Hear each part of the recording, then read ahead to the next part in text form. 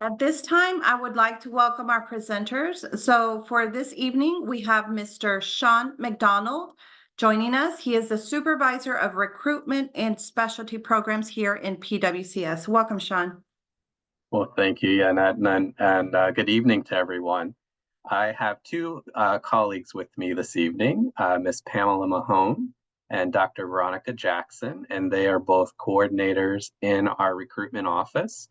And you'll have an opportunity to hear from each of them later. They're probably, we'll give you a quick wave on the screen right now, but we're glad to have them both here with us this evening.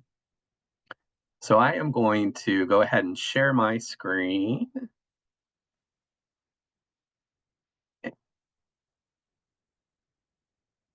All right.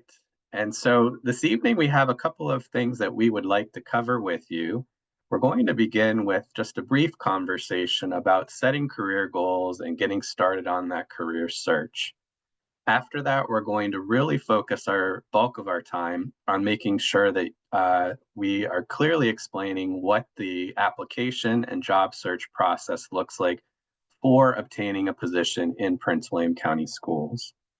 Just to keep in mind, Prince William County Schools is a very large district, and we employ almost 16,000 people in our district. So there is a wide variety of jobs and opportunity available within our district. So let's start with just talking about where you're at in your career search. So some of you may be joining us this evening, already actively searching for a position or a role for in your next career step. Others of you may have been intrigued by the advertisement and gave some thought to the possibility of potentially making a career change and are possibly looking at joining Prince William County Schools as an employee. And so the first step in your process is to really take stock of where you're at in your career search journey and then start to develop some goals around where you'd like to see yourself in the next year, 2 years, and 5 years out. Looking at jobs that you have an interest in that align with your skills and setting goals for yourself to progress throughout that job journey. Another step you can take in terms of beginning to prepare is just talk to somebody that you trust, someone that you're close with in the community, or reaching out to someone in our office to talk about interests that you have as it relates to jobs.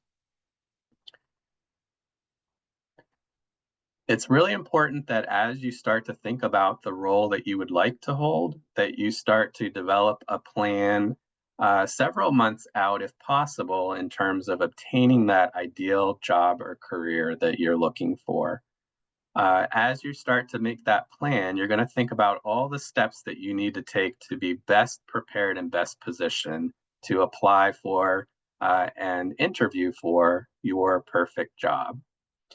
You want to make sure that you're focused on your interests, your area of interest, and how that might be something that you could bring to the table in the next job that you're looking for. And work to proactively build your network. You probably know people at the schools within your community and talk to those folks on a regular basis. And you're starting to build those connections, and those individuals within the school may know of opportunities and that they can share with you about potential roles within the school building or across the school district. Seek out a mentor if you can, someone that holds a position that you aspire to, someone that you can talk to about that role and learn as much as you can about that role. So as you're preparing, you know whether or not your skills and your experience match what is needed for that particular role. It's also important to sometimes think about jobs that might be slightly outside of your comfort zone. It's important to continue to look to grow and learn new things, and that comes with setting or stepping outside of that comfort zone and being able to take on positions that might be a little bit beyond what your current experience entails, but it's something that you aspire to learn more about and potentially take on in your next position. It's also important to ensure that you establish yourself and your personal brand. Your personal brand is essentially how other people see you, what you stand for, what you value, and what people might think about both seeing you in person and also seeing you and your presence in the online world, in social media and other aspects of your daily life. And always keep learning. Take advantage of opportunities for professional learning and opportunities that may be available to learn about career pathways offered by the school district and other community agencies that may be able to help you continue to learn and grow about as it relates to different career paths. So you're going to start out by setting that goal, make your plan, start working on achieving that goal, stick to that goal, and eventually you're going to reach that goal and achieve what you set out to do, which is to take on that next job opportunity that's going to make you feel fulfilled and enjoy going to work each and every day. So I'm going to turn things over to my colleague, Ms. Mahone. Great. Thank you, Sean. One thing, Sean, are you going to control the PowerPoint? Okay, perfect. Thank you. Well, welcome everybody. I am Pam Mahone, and I'm delighted to be with you here tonight. I'm going to talk to you a little bit about the opportunities that we have in Prince William County Schools and a little bit about our application process. So it's going to help you launch your thriving future with us. So Prince William County School is the largest employer in Prince William County. We have over 90,000 students and over 16,000 employees. It's a great place to work. We offer competitive pay for our positions. We have paid leave, medical, dental, and vision insurance, life insurance. We have enrollment in our Virginia retirement system. And those benefits are applicable to our full-time employees. And then for all employees, whether full-time, part-time, substitute, or temporary, we have a supplemental retirement plan. We offer an employee assistance program, great career growth, and really the opportunity to make a difference every day in the work that we do. So it is a tremendous place to work. And I'm going to tell you a little bit about some of the opportunities that we have. Of course, we employ over half of our employees are teachers. And so they are in over 100 of our locations. We also have administrative positions, office assistants at all of our locations. We have a communications department that handles our multimedia, our website, our social media. Finance, we offer the areas of purchasing, payroll, accounts receivable, accounts payable, HR, IT. We have all of our trades, including HVAC, electrician, plumbing, welding. We have security and risk management. We have all of our food service employees who provide food every day for our students. Our wonderful transportation department that has our bus drivers, attendants, mechanics, and all the other support staff needed to get our kids to and from school and activities on time. We have our teacher assistants, our school parent liaisons, library media assistants, and so much more. So you can see really that we employ almost every type of work in Prince William County Schools. You may not be aware of that. We tend to think of teachers, but it takes a large workforce to provide services to all of our teachers to help our students succeed. So in those roles, there are many openings that we post on a regular basis. A great way to get your foot in the door or to start working with Prince William County Schools, it can many times be as a substitute or temporary employee. So we have substitute teachers, substitute teacher assistants, substitute bus drivers and attendants, our food service workers, and then we have many temporary employees. The great thing about those roles are it offers you a flexible schedule. So if you're not available every day of the week, or you have certain hours of the day when you can work, there are jobs that fit different schedules. And that's many times a great way to get started with PWCS. You learn the schools you like. Sometimes you learn the types of work that you like to do, and you also can learn the different locations we have. A lot of our staff, especially in the substitute and temporary positions, tend to work close to where they live. Many times for our substitute teachers and TAs and food services people, they can work close to where they live and get to work to and from pretty easily. Our locations really provide a great environment to work in. Education is a challenging field to work in, but it's also great fun. And it provides really a meaningful work, and you get to work with people who really have a passion and an interest in working together and in helping students succeed. And that's what we get to do every day. We have a chart here, and again, you're going to get this handout that will get emailed to you, but it gives you more detail about the types of substitute positions we have, the rates of pay that we have this year, and the hours of the day and days of the week where you can work those jobs. You can see, for instance, a substitute teacher, that does require a minimum of 48 college credits. And you will work the school bell times. So each school may be a little bit different, but it tends to be the morning through the early afternoon. Our aquatic center offers some other flexible hours and is a great place to work if you like being in the water, and they also help train for lifeguards and instructors. Our bus attendants tend to do the split shift. They do the morning and then the afternoon, and they're riding on the bus along with some of our students and then the bus driver, really to assist those students to get on the bus and to be safe on the bus. Our cafeteria monitors are really the middle of the day when we tend to need them working in those cafeterias. It can be anywhere from 10 to 1, 10 to 2. So if you have that time frame where you're available, again, that's a great way to be a part of the school. Our clerical positions really depend on where it is, if it's at the school or central office. Can be part-time, can be, a couple hours a day, could be just a variety of times depending on what the need is. Our custodians, during the school year, our custodians work usually from 2 to 10 or 3 to 11, depending on, where the school is located. That's a great way if you need an evening job. We do hire substitutes really throughout the year to be able to work keeping our buildings clean.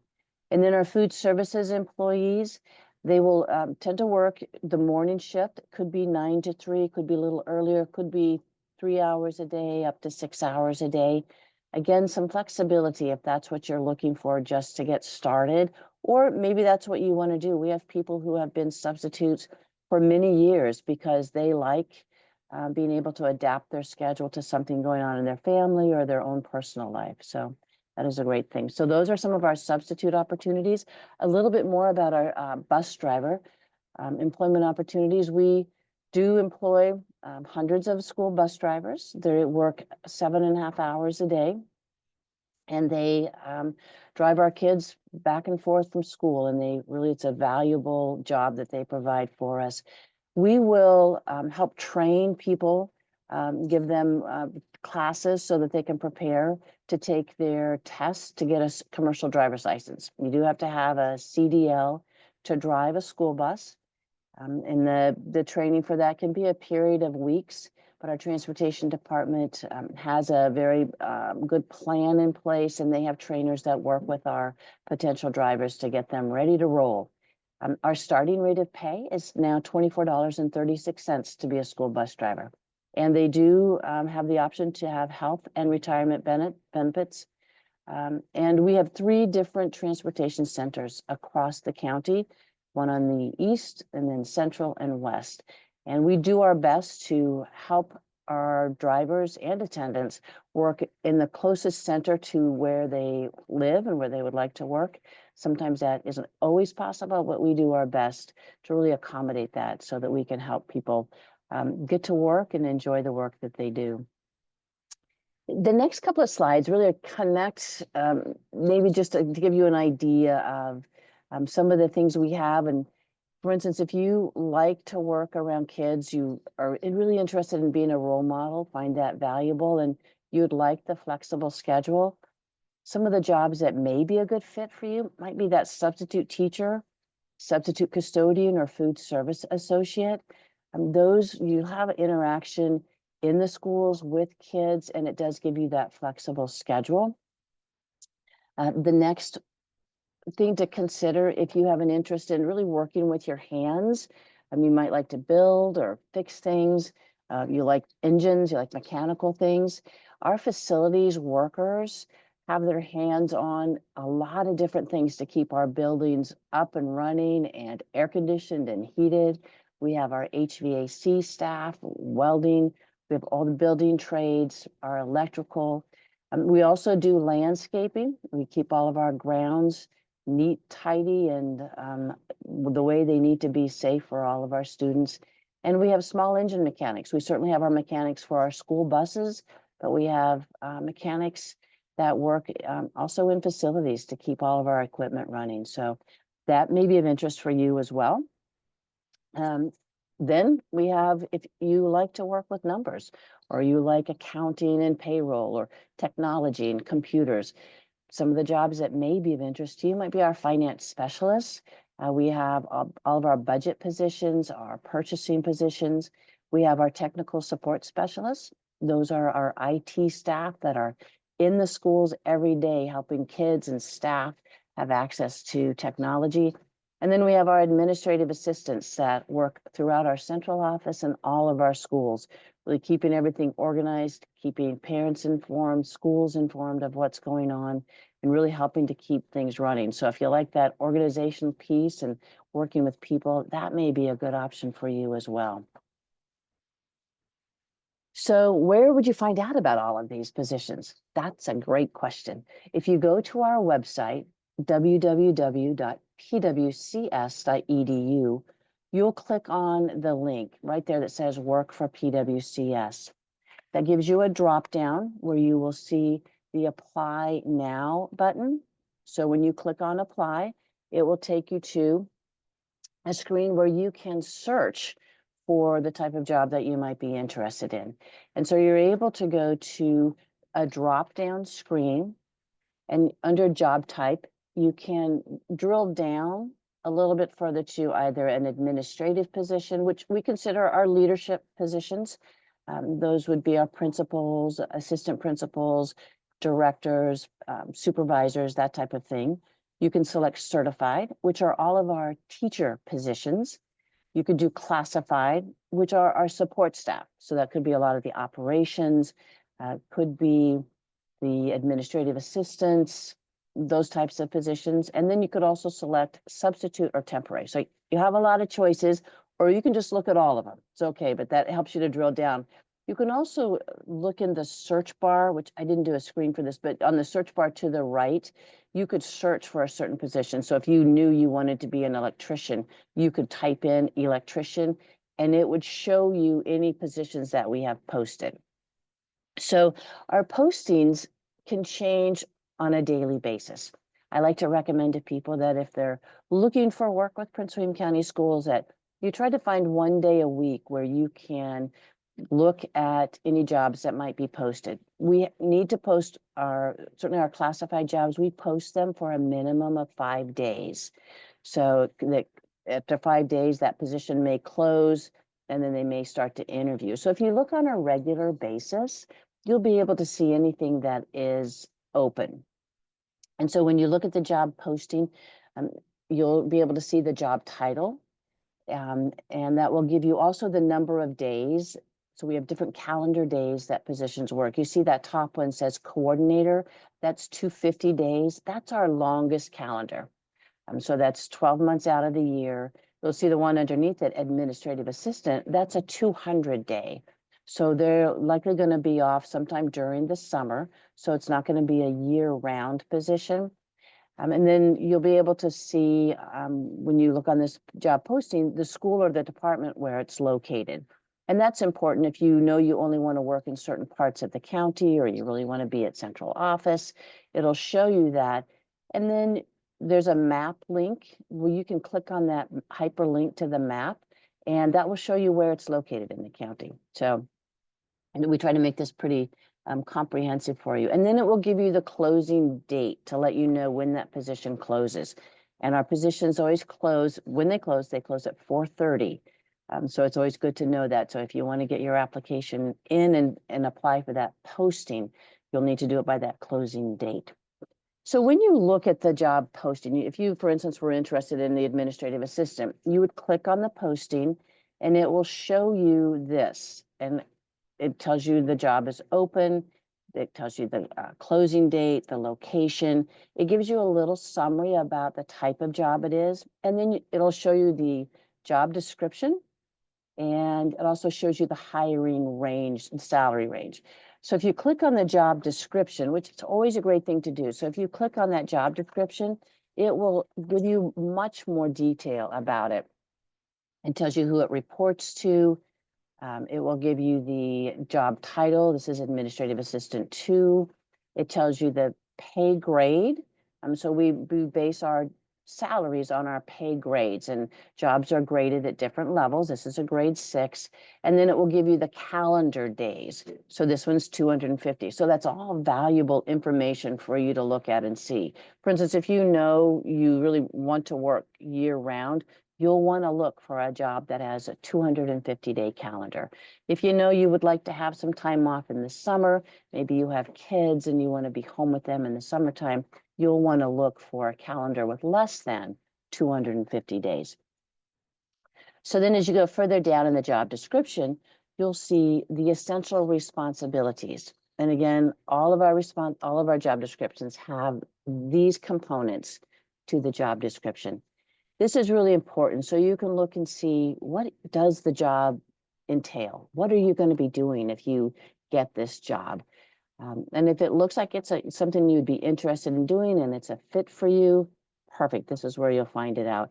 You'll also see on the job description the qualifications, the knowledge, skills, abilities, kind of the things that we're really looking for in that particular job.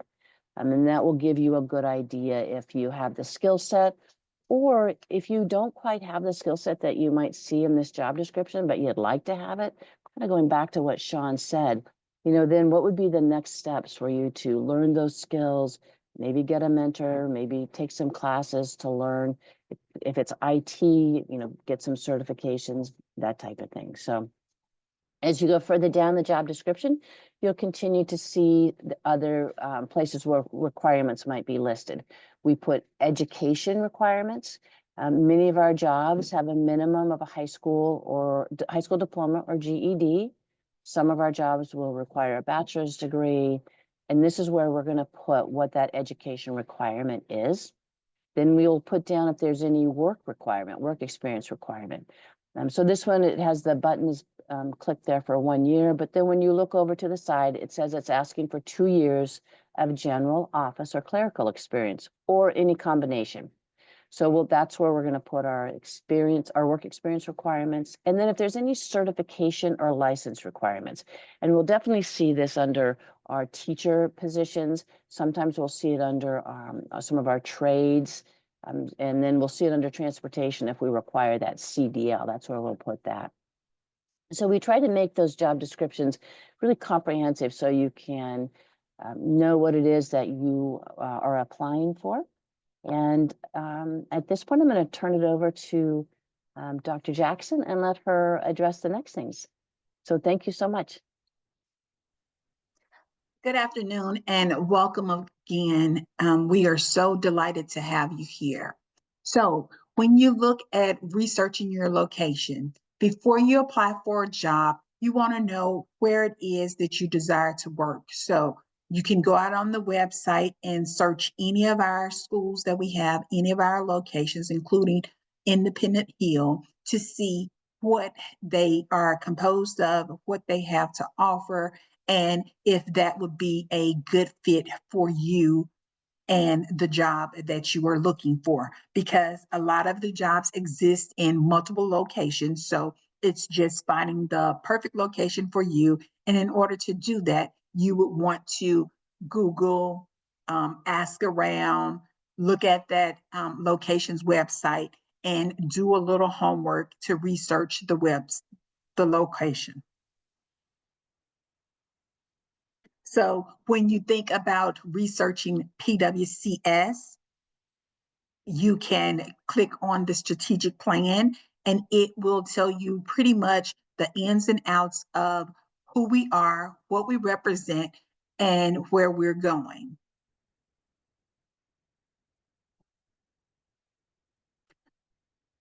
Anytime you're looking for employment, you need to know your strength.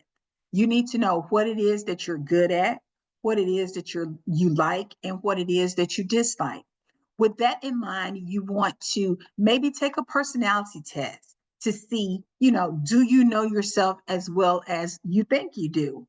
What is it that other people may think of you, and how would you build upon and work those strengths to the best of your ability to be the best employee that you possibly can in whatever job it is that you're seeking? As well as knowing yourself, you need to be able to sell yourself.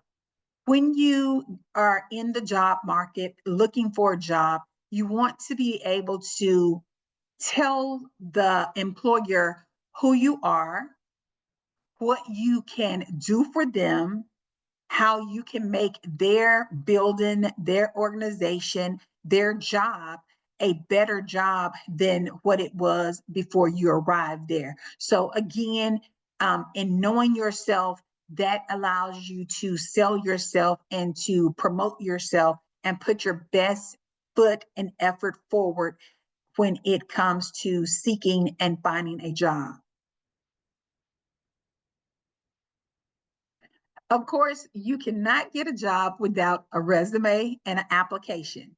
So we've been talking about it all through our presentation, going to pwcs.edu and creating the application. Once you're there to create the application, there is a link or a location that you can upload your resume.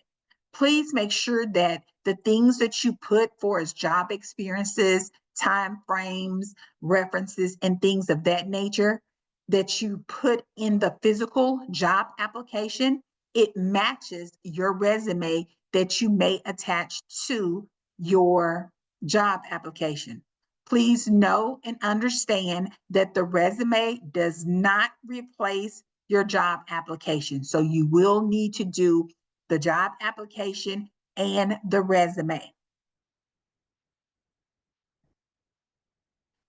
When we think of the interview, you want to make sure that you match your job description with your experience. So be honest, sell yourself to the best of your ability. Make sure that you talk about some of the key points that were located in the job description. So the job description tells you several things, as Ms. Mahone shared with you earlier. And you want to just make sure that when you're in the interview process, you are highlighting those things so that that employer see, one, you are aware of what is expected of you in that job, and two, you can speak to the demands of that job with your experience and your ability. For example, it says answer telephones and give information to callers. So, in that instance, you would be providing customer service. So you would want to speak to the great customer service that you've provided on previous jobs. You want to give an example. Anytime you can answer a question and back it up or support it with an example or a demonstration of a job that you have done, that's great. Don't worry though. If you haven't done that job, that's okay too. You can tell them what you would do if you were faced with that situation or faced with that task. You can tell them how you would handle it, even if you may not have experience in that particular job description or scenario that the employer may ask you.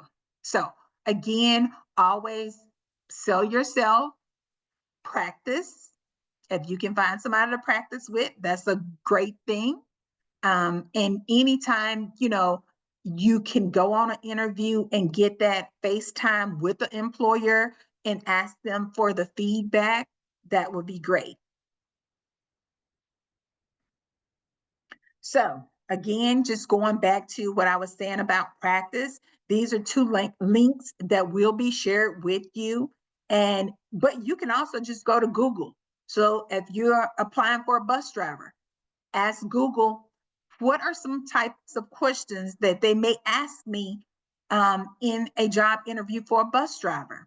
I'm not saying those will be the exact questions, but it will give you an idea of how to prepare to answer certain questions as it relates to being hired as a bus driver or being hired as a teacher or so forth. So again, there are many tools out there that can support you in preparing for job interviews and practicing. Even if you don't have a partner or somebody to practice with, you can just read the questions and kind of create you a mindset or a thought process of, if they ask me this, this is what I'll say.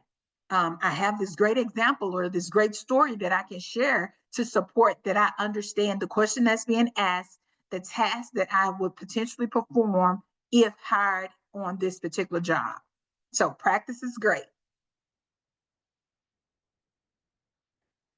When we're continue looking at the interview, always, always, always arrive early. Give yourself time to get settled. Give yourself time to not be anxious or panicky because you waited until your interview is at 9 and you showed up at 8:57 and you can't get your thoughts together because you're frazzled and you're nervous. So again, 10, 15 minutes early would be great. Dress for the job, dress appropriately. Keep in mind, I know as of COVID, a lot of job interviews are relaxed, but until you get the job, dress for the job that you want. So don't go too comfortable, kind of, go on the internet, ask around if you have someone that works in that particular location, what's the attire that they've seen others wear doing interviews. Reach out to either one of us and we can support you with that as well. Know where you're going.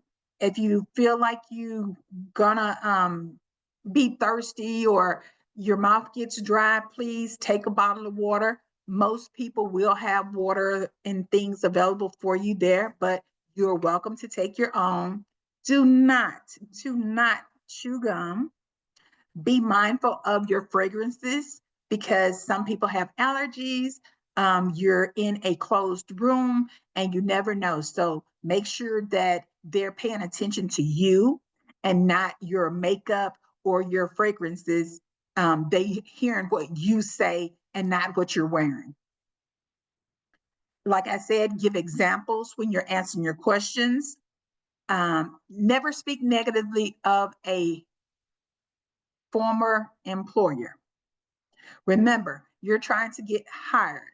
So you don't want to bring any kind of negative energy or negative stories as to why you're leaving your previous employer. Have one or two questions that are important to you to ask. Just like the employer is interviewing you, be ready to interview them. Show them that you've done your research, that you've done some homework on them, and you know this company that you are attempting to work for. So ask them a question. And of course, smile, enjoy the process.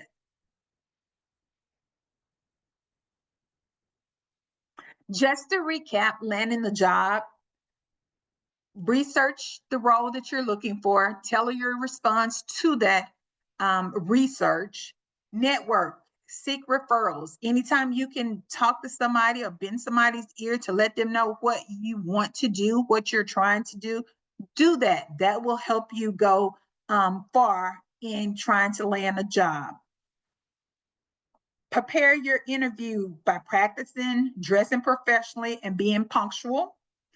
It's great to send a thank you email when a follow-up email, you're not being pushy, you're being appreciative, and you're letting them know that you're still interested in the job and the job offer process. So send that thank you email.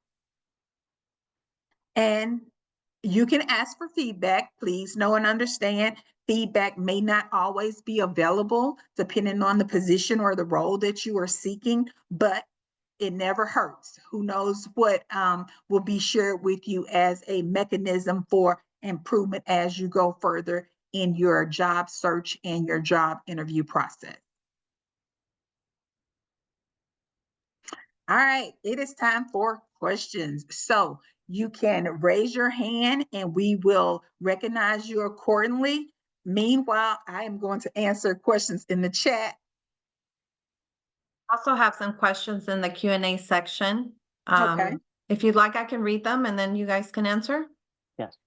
Okay, so one of the first ones that was asked, it says, "Hi, I am looking to move to the area over the summer, to the Woodbridge area. I am currently a certified third grade teacher in Charleston, South Carolina. What is the reciprocity process for an out-of-state educator?"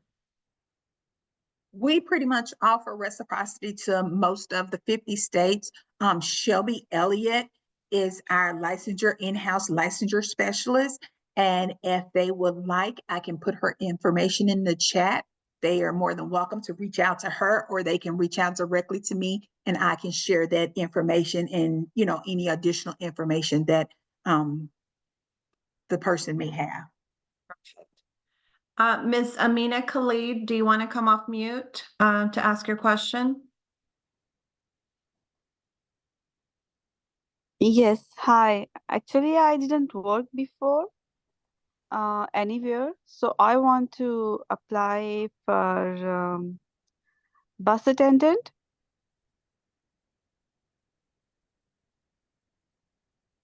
So I'll start, and then Pam, if you want to chime in and add to what I share. So I think what I heard you say was that you do not have previous work experience, and you're looking to take that first opportunity for your first role within the school division.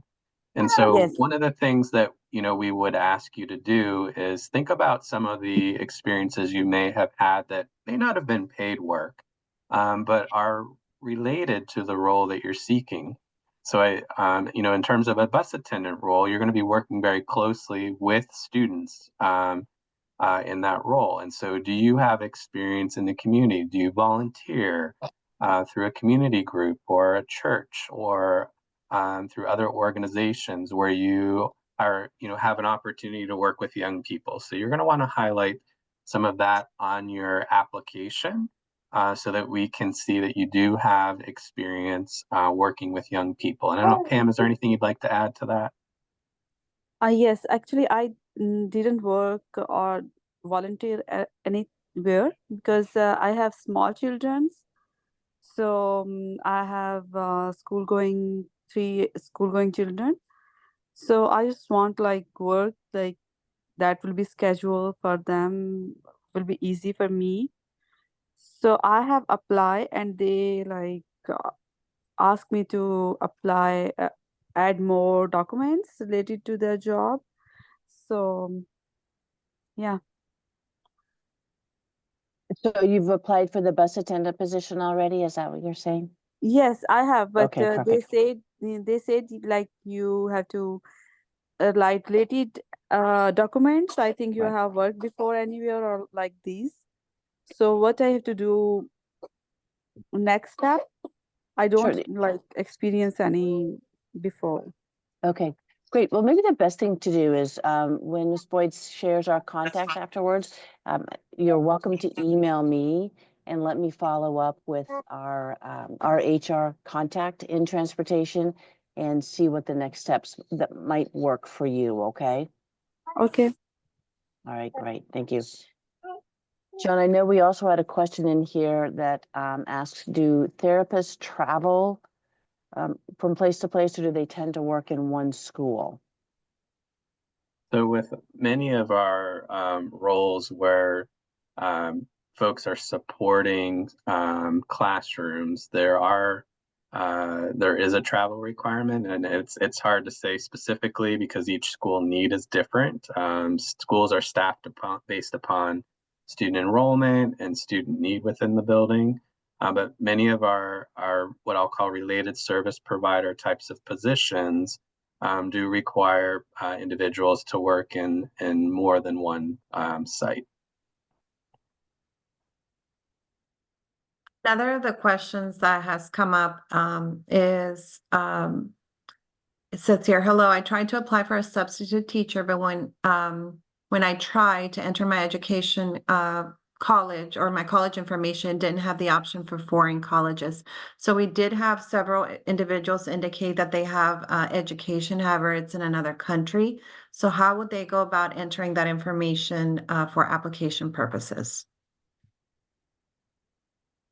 So I think for that, I'm not quite sure what the application, I think they can click through that or click do the drop down and just hit the blank space. They'll be able to click through the application.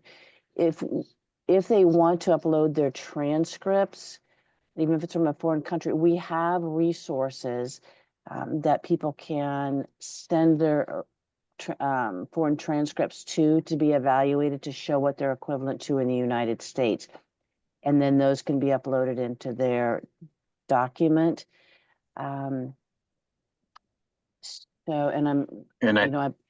Perhaps what we'll do is a follow-up. I think that's it may be something that many folks in the audience are looking for more information about.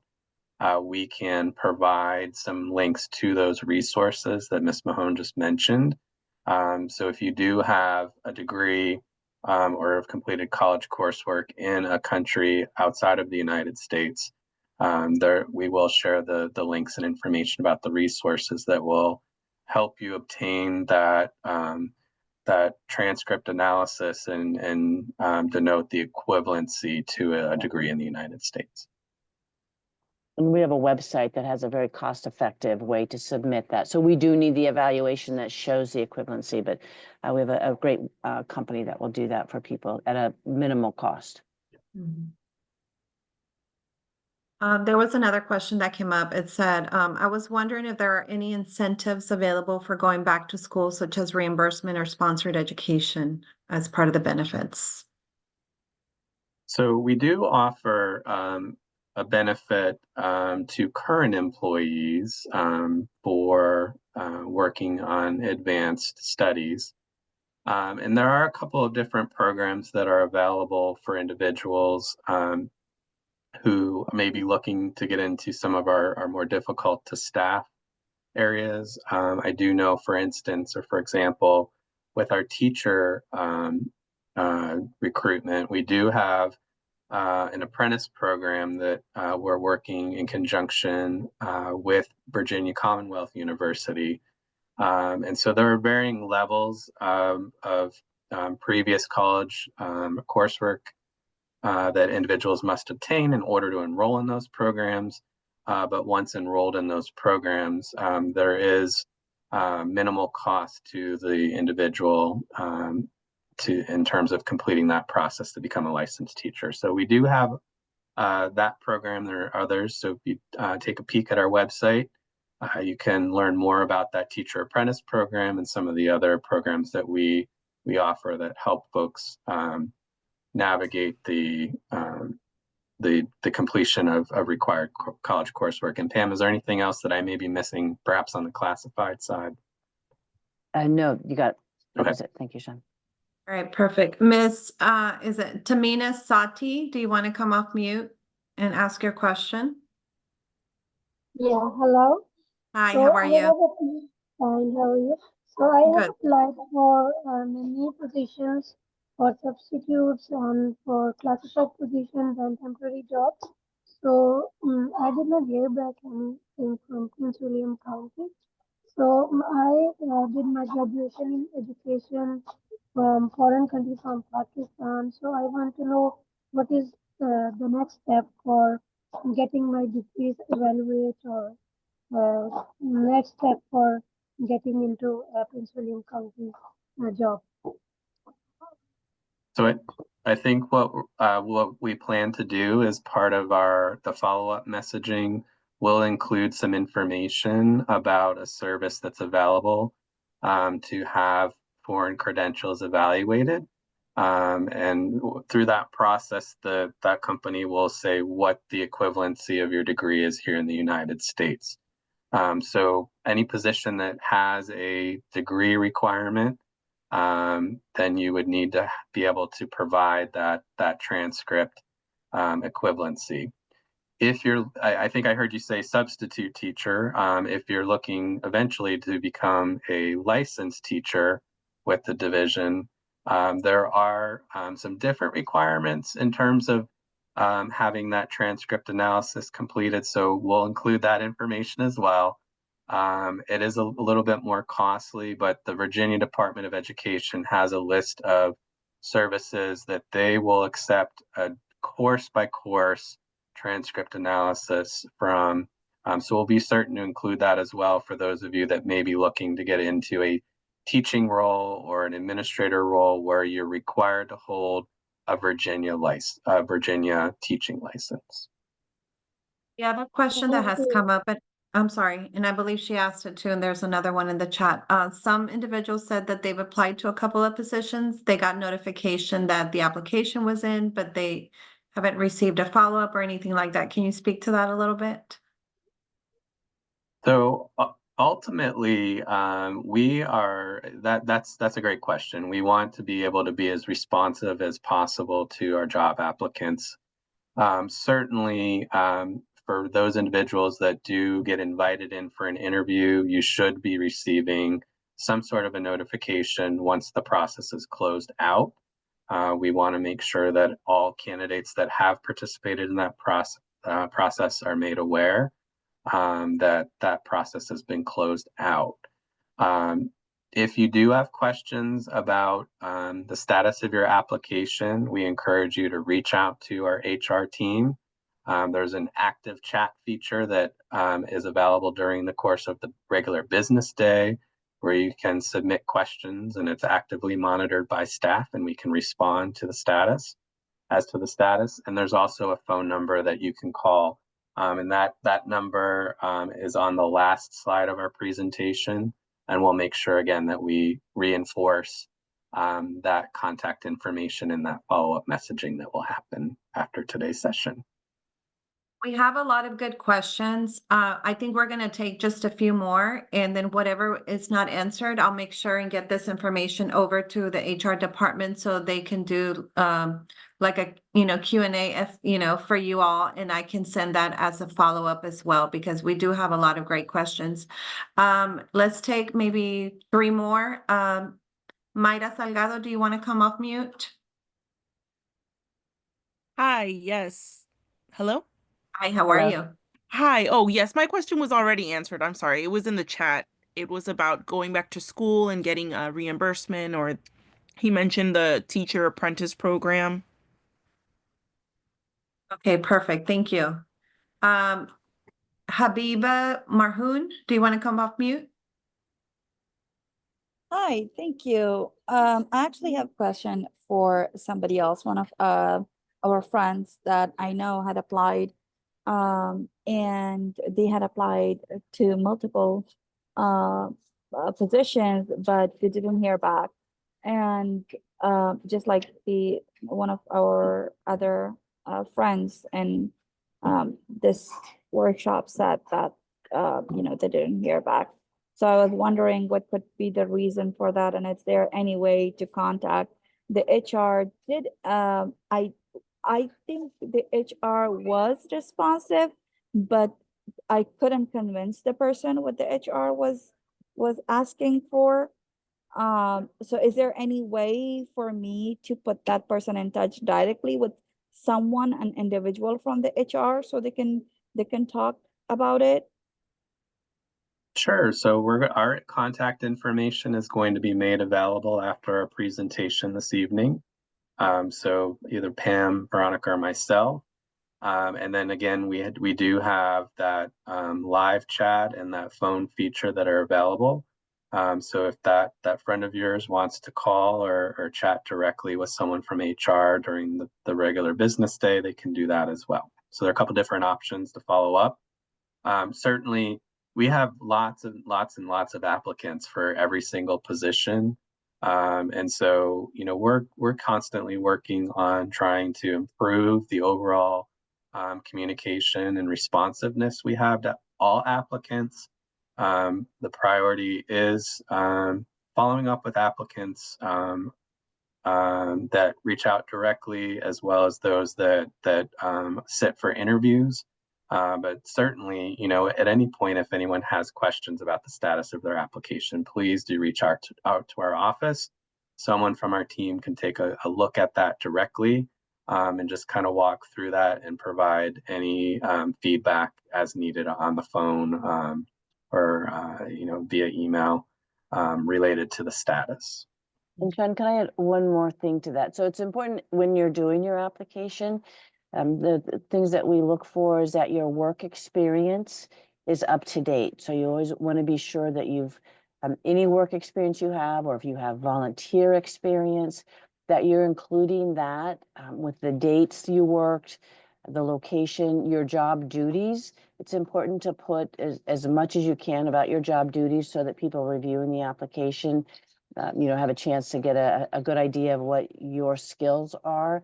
And then your reference, you want to be sure to put down, we require the most recent supervisor reference, and then any transcripts that you have, whether it's a high school diploma or college transcripts, it's important to get those in. And again, we're going to share the website where you can have a transcript evaluated. But certainly for our substitute, temporary, and our classified, which we consider our support positions, it's important to have those three pieces of your application as complete as possible when you submit it, so that when it's reviewed, again, people have a good sense of what your skill set is and what your interest is. All right, we'll take one more question. Maron Zalecki, do you want to come off mute? Yes, good evening. Can you hear us? Yes, good evening. Yeah. Are you there? Okay. Yeah, I'm not sure what's happening. Okay.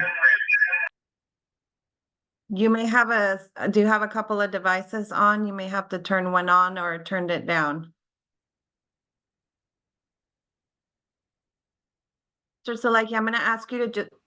Okay. I'm going to ask you to just type your question in the chat, and we'll make sure that we get that question answered. It looks like a lot of you have very specific questions for our HR department. So please, as they said, we're going to provide a follow-up email. I'm going to send an email to everyone tomorrow with this presentation, the video recording, as well as their contact information. If your question, and it looks like a lot of them are very specific, please reach out to the HR department because they'll be able to help you with your particular question. And so, Remick, can I say one thing? I'm sorry Sure. to interrupt you. Just to help people a little bit. If you're interested in a substitute, temporary, or one of our classified support positions, if you email me, can be your go-to person and help you with that. If you're interested in our certified positions or our administrative, which are the leadership positions, it might be a quicker path for you to email either Dr. Jackson or Mr. McDonald, but I will be the one that I am certainly glad to help people with our classified and our substitute and temporary, okay? I'll make sure I note that on the email, who they can reach out for who. And so again, we have been keeping track of all the questions. I'll make sure I get those questions over to them so they can help answer. Thank you to our presenters for joining us this evening. We'll make sure again, we provide their information. We will be posting a survey in the chat. Just take the time to answer, a few questions just to let us know how we're doing and any future programming you would like to see. Thank you everyone for joining us this evening, and I hope you all have a wonderful, wonderful night. Thank you. Thank you. Bye-bye. Bye. Thanks, everyone. Thank you and have a great night. Thank you. Thank you.